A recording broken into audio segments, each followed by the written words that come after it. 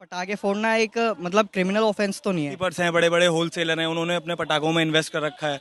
Main reason तो उसका यही है, उनकी इन्वेस्टमेंट भी लॉस जाएगी। लोग शराब भी पीते हैं, इलीगल नहीं है, बिक रहा है वो भी, गवर्नमेंट के ठेके हैं। ठीक है, लोग शराब भी पीते हैं, पटाखे ही फोड़ते हैं, वो खुशी में करते हैं। ठीक है, और अगर मार्केट में मिल रहा है तभी वो चीज़ कर पा रहे हैं, तो उस चीज़ में सरकार की गलती है। हमें अपना जो ये ब्रह्मांड बचाना है और हमारी सरकार कहती है कि हमें नहीं पटाखे फोड़ने चाहिए, तो हम नहीं फोड़ेंगे क्योंकि हम गुलाम दोबारा से बनने जा रहे हैं। अभी हम गुलाम नहीं हैं, अभी हम आज़ाद देश के आज़ादवासी हैं, लेकिन हम अब दोबारा से गुलाम बनने जा रहे हैं। नमस्कार, मैं रूपाली और आप देख रहे हैं जेटी न्यूज। इस समय हम मौजूद हैं दिल्ली के दिल सीपी में। यहाँ जानेंगे कि 2 दिन पहले जो दिल्ली सरकार का और सुप्रीम कोर्ट से ये आदेश आया था कि दिल्ली में जो भी पटाखे फोड़ेगा उसे या तो 200 रुपए हर्जाना या तो 6 महीने की जेल कर दी जाएगी। उस पर लोगों का क्या कहना है। और अभी हाल फिलहाल में आपके एक नेता राजकुमार जी ने नेता का शपथ लिया और नेता बने हैं। उनके नेता बनने की खुशी में उन्होंने पटाखे फोड़े हैं, लड़ियां लगाई हैं। उस पर लोगों का क्या रिएक्शन है हम जानेंगे आज लोगों के साथ। अभी अभी दिल्ली में जो पटाखे हैं बैन कर दिए गए हैं। जो पटाखे फोड़ेगा उस पे 6 महीने की या तो जेल या तो 200 रुपए की इन पे फाइन लगाया जाएगा। और कल ही आम आदमी पार्टी के नेता जब बने गए हैं राजकुमार सिंह, तो जब वो बने हैं नेता तो उनके घर पर पटाखों की लड़ियां जलाई गई हैं। तो इस पर आपका क्या कहना है। उन्होंने सेलिब्रेशन में किया, बट ये गलत है, कहीं ना कहीं गलत है ये।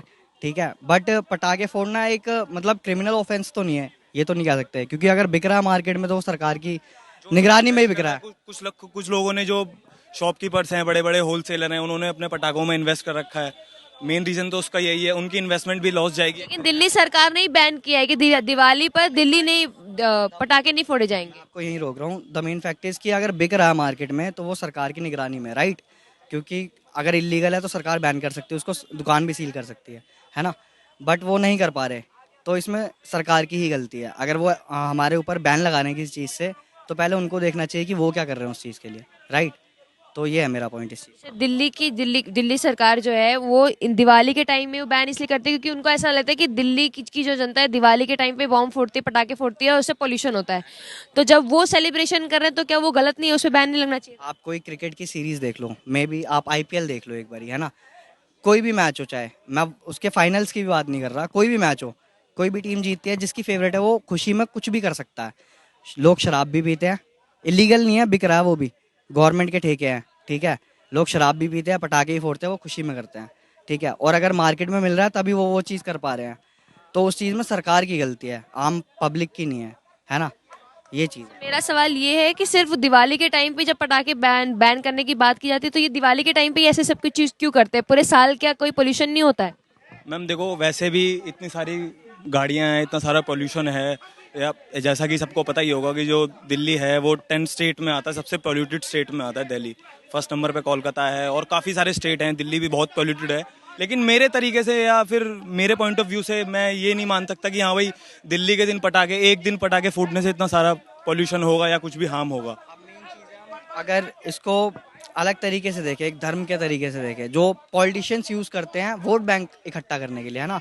जैसे दिवाली के टाइम पे कोई मुद्दा उठा दिया, जैसे पटाखों का है, सेम चीज़ पे आप गौ हत्या पे वगैरह पे उठा दे, तो ईद के टाइम पे वो पॉलिटिक्स की एक अलग चीज़ है ना। वो पॉलिटिशियंस कर रहे हैं, उससे आम पब्लिक को कोई लेना देना नहीं है, मगर वो मुद्दा जब उठ जाता है ना, तो वो एक इशू की तरह बन जाता है पूरी कंट्री में, सिर्फ स्टेट में नहीं, पूरी कंट्री में लोग धरने पे बैठ जाते हैं। उससे काम पे भी इम्पैक्ट पड़ता है और जीडीपी इसी की वजह से गिरती है। बेसिकली लोग काम नहीं करेंगे, दूसरे मसलों में जो फालतू है, वेस्ट है, कोई ज़रूरत नहीं है उनकी मार्केट में, कोई मतलब आपकी डेली लाइफ में कोई वैल्यू नहीं है उन चीज़ की, फिर भी हम उन चीज़ के पीछे लड़ रहे हैं। वो उसका रीज़न यही है कि सरकार गलत इन्फॉर्मेशन पास कर रही है गलत टाइम पे, just to gather those votes. बस वो वोट्स के लिए ही कर रही है इतना। सर मैं आपसे पूछना चाहती हूँ, अभी दिवाली आ रही है, आप पटाखे फोड़ेंगे। मैम देखिए, अगर हमें अपना जो ये ब्रह्मांड बचाना है और हमारी सरकार कहती है कि हमें नहीं पटाखे फोड़ने चाहिए, तो हम नहीं फोड़ेंगे। अभी इंडिया पाकिस्तान का मैच हुआ था, तब तो इंडिया जीती थी, तो कई लोगों ने सेलिब्रेशन में पटाखे फोड़े थे। तो क्या आपने पटाखे फोड़ते हुए लोगों को नहीं देखा था। देखा भी था, तो तब बैन क्यों नहीं हुआ। हमने भी फोड़े थे, लेकिन ये एक हम लोगों को दबाने के काम चल रहा है। बहुत बड़ा एक हमारे ऊपर एक ब्रह्मांड में जो है हमारे ऊपर एक बहुत बड़ी चीज बैठ गई है, जो हमें दबाना चाहते हैं हम आम लोगों को, कि इनको किसी तरह से दबा दो, सारी चीजें खत्म हो जाएंगी। अगर हम लोग दब गए तो फिर सब कुछ ऑटोमेटिकली खत्म हो जाएगा, क्योंकि हम गुलाम दोबारा से बनने जा रहे हैं। अभी हम गुलाम नहीं हैं, अभी हम आज़ाद देश के आज़ादवासी हैं, लेकिन हम अब दोबारा से गुलाम बनने जा रहे हैं और ये हमें वो गुलाम बनाना चाहते हैं। हम गुलाम नहीं बन सकते अब, क्योंकि हम आज़ाद देश के आज़ादवासी हैं, आज़ाद ही रहना चाहते हैं। हिंदुस्तान का मतलब क्या था, कितने 200 साल कितनी गुलामी करी अंग्रेजों की, अखंड भारत की कितनी गुलामी करी, कितनी जानें दी हम लोगों ने, कितने फांसियों पे चढ़ा दिए अंग्रेजों ने, कितने हमारे गोलियां मारी, और उसके बाद भी अब तुम फिर दोबारा से हम लोगों को गुलाम बनाना चाहते हो, तो फिर तुम नहीं बना सकते हमें गुलाम। अब हम अपनी मर्जी के मालिक हैं, है नहीं भाई। अगर हम यहाँ हैं आज़ादी से बैठे हुए एक पार्क में, तो हम आज़ाद हैं। आप किसी फॉरेन कंट्री में चली जाइए, किसी पार्क में नहीं बैठ सकते, किसी रोड पे नहीं रुक सकते, आप लोगों को कोई आज़ादी नहीं है। अपने घर में आप जो कुछ कर सकते हो वो करो, लेकिन इंडिया एक ऐसी जगह है जो आज़ाद मुल्क है, यहाँ पे हर तरह के लोग हैं और हर धर्म को मानने वाले लोग हैं। तो इस वजह से हम लोगों की आज़ादी को छीना जा रहा है दोबारा से, हमें गुलाम बनाने के लिए। आपको ऐसा नहीं लगता कि जैसे जब पटाखे बैन किए जाते हैं तो ये बोला जाता है कि वो एयर पोल्यूशन हो रहा है और नॉइस पोल्यूशन हो रहा है, इसलिए बैन किए जाते हैं, लेकिन जब ईद पे बकरे कटते हैं तो तब एनिमल लवर्स, जो एनिमल्स के लिए राइट्स की बात तब नहीं उठाई जाती, तब वाटर पोल्यूशन की बात नहीं उठाई जाती। तो आपको नहीं लगता कि किसी एक समुदाय को टारगेट करके उनके त्योहार को बस बिगाड़ने की बात की जाती है? नहीं, मैं आपको इसका साफ साफ रीज़न बता दूं कि एक समुदाय को टारगेट करने का मतलब ही ये है कि आप जो है हम लोगों के बीच में फूट डाल दें। अब जैसे आप खड़ी हैं, मैं खड़ा हूँ, ये बहुत सारे भाई लोग खड़े हैं, हम लोगों के बीच में फूट डालनी है। वो कोई किसी को टारगेट नहीं करते, वो छोड़ दें, छोटा सा पिंच छोड़ दें, और वो जाके लगता है कि अपने धर्मवासियों पे, जो धर्म को बहुत ज़्यादा ऊपर मानते हैं। ठीक है, धर्म सबसे ऊपर है, ओके, लेकिन इंसानियत सबसे पहले है ना। तो वो लोग इंसानियत को ख़त्म करके उस चीज़ को बढ़ावा देते हैं। हमें वो नहीं करना, क्योंकि हम आम आदमी हैं, हम आम लोग हैं, और आपस में ऐसे ही जीते हैं जैसे लोग आपस में जैसे चल रहे हैं, फिर रहे हैं, आपस में एक दूसरे से बात कर रहे हैं। अच्छा, दूसरी बात ये मैम जो आपने अभी पूछी मुझसे कि ये लोग वन कम्युनिटी को छोड़ दीजिए, वो छोड़िए, वो तो एक शुरू से चलता आ रहा है, चलता रहेगा। जो पॉल्यूशन की बात है, आप लोग पराली जलाने से क्यों नहीं रोकते उन लोगों को? बताइए, सबसे ज्यादा पॉल्यूशन तो उन दिनों में होता है जब पराली जलती है। ये पटाखे का पॉल्यूशन कुछ भी नहीं है जो पराली का पॉल्यूशन होता है। एक खेत में आग लगती है तो पूरा का पूरा उनका गांव वो पराली की वजह से ऑक्सीजन नहीं ले पाता। उसके बाद वो ऑक्सीजन वहाँ से ख़त्म होके हमारे यहाँ इंडिया में आ जाता है, यहाँ दिल्ली में आ जाता है, शहर में। तो हम क्या कर सकते हैं बताइए? अगर इन्हें रोकना है तो पराली जलाने वालों को रोकना है, पटाखे फोड़ने वालों को नहीं रोकना। क्योंकि हम एक दिन पटाखे फोड़ रहे हैं, पराली कितने दिन जलती है और कितने लोग मास्क लगा के सांस लेते हैं, कितने लोग ऑक्सीजन से सांस लेते हैं उस टाइम, आप ये देखिए। सर, आपको क्या लग रहा है 2024 के चुनाव काफी ज्यादा निकट है, आपको क्या लगता है 2024 में क्या रिजल्ट आएगा?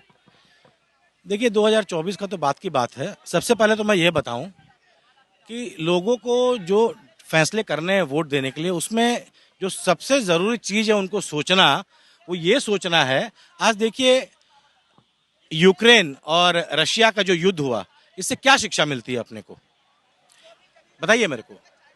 रशिया और यूक्रेन का जो युद्ध हुआ, उससे ये शिक्षा मिलती है कि घर का सुरक्षित रहने से ज़्यादा देश का सुरक्षित रहना ज़्यादा ज़रूरी है। तो आपको क्या लगता है, देश को सुरक्षित कौन रख सकता है?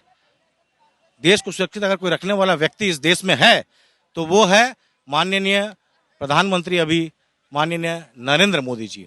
अब मैं आपको बताऊं कांग्रेस को लेके, कांग्रेस जो है इस देश में आना, इसको बहुत सारे सवालों का जवाब अभी देना पड़ेगा, बहुत सारे सवालों का जवाब देना पड़ेगा। मैं एक एक करके गिनती कराता हूं, आप गिनिए। सबसे पहले तो ये कि मैं ये पूछना चाहता हूं कांग्रेस से कि भैया धारा 370 लगा क्यों था। मैं ये पूछना चाहता हूं कांग्रेस से कि भाई 1 जनवरी 1949 को सीज फायर क्यों हुआ था। मैं ये पूछना चाहता हूं कांग्रेस से कि 18 जनवरी 1950 को लियाकत समझौता क्यों हुआ था। सिंध नदी के बंटवारे में 2/3 पानी पाकिस्तान को क्यों दिया गया था। आज मैं पूछना चाहता हूं कांग्रेस वालों से कि जो हमारी बॉर्डर थी हिंदू और पाकिस्तान की, उसको रेड क्लिफ रेखा कहा जाता था। आज हमारा रेड क्लिफ रेखा कहाँ है? जो चाइना और भारत की जो बाउंड्री थी उसको मैकमोहन रेखा कहा जाता था। वो मैकमोहन रेखा हमारा कहाँ गया? 72,400 वर्ग किलोमीटर की जमीन पाकिस्तान में कैसे चले गई? 32,300 वर्ग किलोमीटर की जमीन चाइना को कैसे चले गई? मैं ये पूछना चाहता हूं। सीज फायर क्यों किया गया था, मैं ये पूछना चाहता हूं। ठीक है, तो ऐसे बहुत सारे सवाल का जवाब कांग्रेस को देने पड़ेंगे। आज का समय का भी देख लीजिए आप, प्रिंस चार्ल्स का 1400 का वोपोर्स घोटाला, हेराल्ड कांड। तो ये कांग्रेस की जो उत्पत्ति हुई है शुरू से ही मैं आपको बताऊं। अब देखिए, सबसे बड़े नेता थे अपने मोतीलाल नेहरू के पास में जो केसेस लड़ते थे, उनके पास में हजार रुपये पैसे देने के लिए कौन देता था? वो अंग्रेजों का केस लड़ते थे। कांग्रेस के जो भी वकील थे, आज कोकरी कांड के बारे में बताता हूं मैं। कोकरी कांड जो हुआ था, जिसमें कि अपने चंद्रशेखर आजाद और अपने बिस्मिल्ला जो एक थे, मैं नाम भूल जा रहा हूं उनका, ये कोकरी कांड में ये क्रांतिकारी अंग्रेजों का जब खजाना लूटे थे, तो इनके विरुद्ध में जो नेता खड़ा हुआ था उसका नाम था JS मुल्ला। वो कांग्रेस का नेता, कांग्रेसी था, और वो इन क्रांतिकारियों के खिलाफ लड़ रहा था। तो ये कांग्रेस का कोई विजन नहीं है, कोई सोच नहीं है। ये झूठ मूठ का जो देश जोड़ो है ना, भ्रमण कर रहे हैं, ये सारे, ये जो गांधी परिवार है, गांधी परिवार आप देखिए, अगर एक्चुअल में देखा जाए तो राजमोहन गांधी, ठीक है, ये उनके वंशज, ये एक्चुअल में गांधी परिवार हैं। ये इनको हाईटेक करके ये लोग अपने आप को गांधी परिवार बोल के और 70 सालों से लूटे जा रहे हैं। कांग्रेस अंग्रेजों ने जितना नहीं लूटा है देश को, कांग्रेस ने उतना ज्यादा। सर, हमारे देश ने भी तो कांग्रेस को लूटने का मौका दिया था। देखिए, अब उस समय जो है लोग उतने जागरूक नहीं थे। आज मैं आपको बताता हूं, ये जो अपनी शास्त्री जी की जो मृत्यु हुई थी ना, आज तक उसका जांच हो पाया क्या? हो पाया? तो ऐसे बहुत सारे चीजें हैं जो मीडिया पे नहीं बोले जाते हैं। ठीक है, लोग समझते हैं कि किसी भी व्यक्ति को पनपने तक नहीं दिया गया, जो व्यक्ति पनपा वो व्यक्ति गया। इसमें बहुत सारे चीजें हैं, तो इसके विषय में मैं क्या बोलूं। दिल्ली में अभी 2 दिनों पहले फैसला आया कि दिल्ली में अगर कोई पटाखे जलाता है दिवाली के समय में, तो उसको 6 महीने की या तो जेल हो जाएगी या तो 200 रुपये जुर्माना लगाया जाएगा। और अभी इनके नेता चुने गए हैं राजकुमार जब नेता चुने गए तो इन्होंने सेलिब्रेशन में लड़ियां जलाई हैं। तो आपका इस दोगलेपन पे या इनके इस बिहेवियर पे क्या कहना है? देखिए, मैं बताता हूँ, ये भी एक स्टंट है, पॉलिटिकल स्टंट है। ये केजरीवाल किसको खुश करना चाहते हैं? केजरीवाल जी किसको खुश करना चाहते हैं? अब मैं आपको बताऊं, इनके अंदर में होड़ मची हुई है कि सबसे बड़ा मुसलमान कौन है भाई? सबसे बड़ा मुसलमान केजरीवाल। अब आप शुरू से देखेंगे, अगर मान लीजिए तो नेहरू जी आए, नेहरू जी ने बोला भाई सबसे बड़ा मैं मुसलमान सबसे बड़ा, मैं मदरसे बनवा देता हूं। उसके बाद भाई कौन है? इंदिरा गांधी बोली मैं तो उससे भी बड़ा मुसलमान, मैं जितने गौ रक्षक हैं उसके ऊपर मैं गोलियां चलवा देती हूं। उसके बाद भाई प्रिंस चार्ल्स आ गए। प्रिंस चार्ल्स ने बोला कि मैं शरिया को ही संविधान में ले आता हूं। इसके बाद आ गए भाई कौन? Accidental prime minister. वो तो क्या बोले भाई कि जितने भी संसाधन हैं इस देश में, इस पर सबसे पहला हक तो मुसलमानों का है। अब उसके जो परदादा लक्कड़ दादा ये आगे केजरीवाल जी है ना, ये केजरीवाल बोले भाई इन सबसे बड़ा तो भाई मैं हूं मुसलमान, सबसे बड़ा इनके सपोर्टर मैं हूं, मैं तो इनकी धर्म को, सब चीज को ही बंद करवा दूंगा। ये एक पॉलिटिकल स्टंट है। किसको खुश करना चाहते हैं समझ में नहीं आता है, लेकिन जब कोई भी व्यक्ति सनातन के विरुद्ध में जाता है, उसका विनाश तय हो जाता है, वहीं से तय होता है। आज आप देख लीजिए महाराष्ट्र का जो चीफ मिनिस्टर था, वो भाई मतलब शिवसेना के नाम से चलता था, वो हिंदुओं के विरुद्ध में जाना शुरू कर दिया, विनाश हो गया उसका। आज वो अपनी पॉलिटिकल जिंदगी का आखिरी सांस ले रहा है। तो इस प्रकार की चीजें उनको समझ में अभी नहीं आ रही है। और यहाँ तक गुजरात का बात मैं आपको बताऊं तो भाई एक बात, गुजराती जो होते हैं ना, वो देशभक्त तो होते ही हैं, वो राष्ट्रभक्त भी होते हैं। वो जो एप्लीकेशन लिखते हैं ना, एप्लीकेशन, उसमें भी पहले भारत माता की जय लिखते हैं, तब वो अपनी एप्लीकेशन का शुरुआत करते हैं। उनको आपकी ये जो थोड़ी बहुत आप बिजली दे देते हो, थोड़ी पानी दे देते हो, 2 बूंद खून गिराते हो और बोलते हो मैं खून का नदी बहा दिया, उनकी इसकी जरूरत नहीं है। सर, आकलन तो ये नहीं आएगा वहां उनकी। आकलन तो ये किया जा रहा है कि इस बार गुजरात में बीजेपी की सरकार बनना मुश्किल है। देखिए, ये किसने आकलन किया मुझे तो मालूम नहीं है, ठीक है, लेकिन हम सब यहाँ बैठे हुए, आपको क्या लगता है सरकार बननी मुश्किल है बीजेपी की। अरे बीजेपी का सरकार तो आज के डेट में 1,00,000% तय है। ये 1-2 सीट ले लेना बहुत बड़ी बात है इसके लिए। ये इसकी राजनीति किस पे चलती है आप बताइए? सिर्फ मुफ्त खोरी। ये मुफ्त में थोड़ा बिजली देता है, थोड़ा पानी देता है, बोलता है भाई मेरे को वोट दो। हर जगह के लोग ऐसे नहीं है। दिल्ली के लोगों को मैं प्रणाम करता हूँ, ऐसे केजरीवाल को आप लेके आए, ठीक है। इसको आकलन करो, इसको समझो, है ना। इसका अभी जो शराब नीति आई, ठीक है, कितना घोटाला किया है, ये कितना सारा घोटाला कर रहा है। लोग क्या लोग देख नहीं रहे हैं? सब देख रहे हैं। तो ये सारी चीजें हैं हमारे देश में। केजरीवाल जो है एकदम करप्ट नेता है, करप्शन तक, यहाँ तक करप्शन में वो लिप्त हो चुका है। इसलिए वो व्यक्ति जो है, अभी मैं उसके विषय में चर्चा कर रहा हूँ, मुझे उसके विषय में चर्चा करने में घिन आ रही है। वो व्यक्ति, अभी छठ पूजा आ रही, आज मान लीजिए पोल्यूशन की बात करती है, यमुना नदी क्या पोल्यूटेड नहीं है? अभी छठ पूजा में जाएंगे हमारी माता बहनें, वो यमुना नदी में कैसे स्नान करेंगे, कैसे अर्घ देंगे सूर्य देव को? सफाई किया उसने? आज ब्लू लाइन, आज कहाँ है? यहाँ पोल्यूशन है दिल्ली में। ब्लू लाइन बसें चलती थी, वो बंद हो गई, सीएनजी चालू कर दिया उसने। तो ये जो एक पॉलिटिकल स्टंट ये किया है, किसको खुश करने के लिए है मैं समझ नहीं पा रहा हूं, मगर ये संपूर्ण रूप से एक दोगला किस्म का व्यक्ति है जिसे। और एक और बात बताता हूं इसके विषय में मैं आपको, ये किसके कंधों पे चढ़ के आया? अन्ना हजारे के कंधे पे चढ़ के आया। आज पूछो कहाँ है अन्ना हजारे? जैसा कि आपने देखा, जब हमने लोगों से पूछा कि उनके इस आदेश पर क्या राय है, दिल्ली के इस आदेश पे कि उनको पटाखे फोड़ने पे 6 महीने की जेल और 200 रुपए का हर्जाना किया जाएगा, लोगों का ये कहना था कि आम आदमी पार्टी की यानी कि दिल्ली सरकार की दोगली राजनीति है। ये ऐसी राजनीति जब से आई है तब से की जा रही है। इस पर आपकी क्या राय है, हमें कॉमेंट सेक्शन में जरूर बताएं। तब तक के लिए बने रहिए जेटी न्यूज के साथ। अगर आप हमारे चैनल पर नए हैं तो हमारे चैनल को सब्सक्राइब करना ना भूलें और नोटिफिकेशन के लिए बेल आइकन जरूर दबाएं।